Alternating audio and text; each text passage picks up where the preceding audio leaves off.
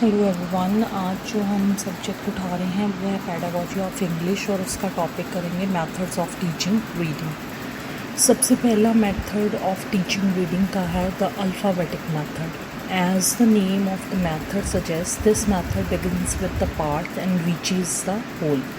So the pupils are taught first the names of the letters in alphabetical order of the language. Then they join these letters to form complete words. In this way, each pupil goes from word to word and finishes the sentences. ठीक है, तो इस method में क्या होता है, हम alphabets को फॉलो करते हैं, लेटर्स को फॉलो करते हैं, डिफरेंट लेटर्स को कंबाइन करके हम एक वर्ड को रिकॉग्नाइज करते हैं या एक वर्ड को मतलब साउंड प्रोड्यूस करते हैं। तो उन वर्ड्स को कंबाइन करके हम एक सेंटेंस फिनिश करते हैं। तो ये है अल्फ़ाबेटिक मेथड। नेक्स्ट मेथड जो है रीडिंग का, टीचिंग रीडिंग का, वो है the phonic method. This method consist in teaching the sounds rather than the letters.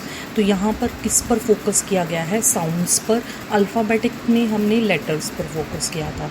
These sounds are joined together to give words and sentences. A good feature of this method is rationalization of approach to the symbols of language.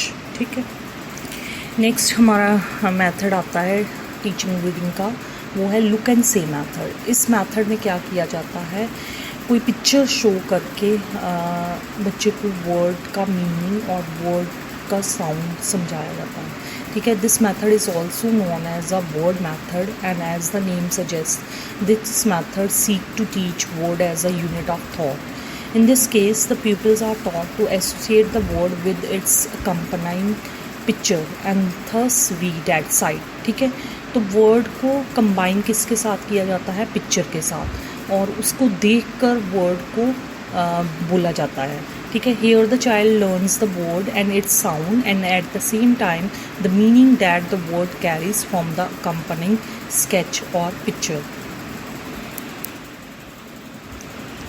Next जो last method आता है teaching reading का, वो है the sentence method. This method is based on psychological principle of language teaching that the sentence is the unit of thought. ठीक है, from short sentences the pupil proceed to long one and this reading becomes a continuous activity. ठीक है, short sentences से हम शुरू करते हैं, फिर हम बच्चे को लॉन्ग सेंटेंसेस हम इसी वे के साथ पढ़ाते हैं. तो क्या, no single method is itself satisfy all the requirement of good reading habit. The teacher should be free to combine different methods to suit her needs at a particular time. तो इसके अकॉर्डिंग कोई भी single method satisfied नहीं करता requirements of good reading habit की. तो teacher को freedom देनी चाहिए कि वो अपने अकॉर्डिंग मेथड जो सूट करता है उसको चूज़ करें. Thank you.